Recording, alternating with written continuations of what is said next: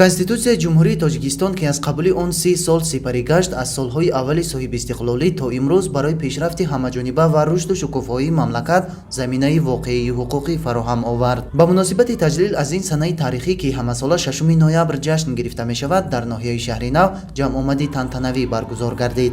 кормандони идораву ташкилотҳо, ҷавонону наврасони ноҳия ва собиқадорони касбу кори гуногун дар daст шиору овезаҳо бо ифтихору сарбаландӣ дар назди майдони парчами давлатӣ ҷамъ омада, ин санаи тарихиро дар фазои тинҷиву осоиштагӣ бо ҳам истиқбол гирифтанд. бо садо додани суруди миллӣ чорабинии тантанавӣ оғоз гардида, баромадкунандагон конститутсияро ҳамчун санади муҳиму арзишманд барои пойдории соҳаҳои мухталифи ҷомеа арзёбӣ намуданд. муҳимияти қабули конститутсияи даврони соҳибистиқлолиро халқи тоҷик дарк намуда, худро дар назди наслҳои ҳозира ва оянда масъул дониста, таъмини соҳибистиқлолии давлат ва рушду камолоти онро дарк намуда, озодии халқиятҳоро эътироф карда, бунёди ҷомеаи адолатпарварро вазифаи худ қарор дода, ин ҳуҷҷати муҳимро бо роҳи райпурсии умумихалқӣ қабул карданд.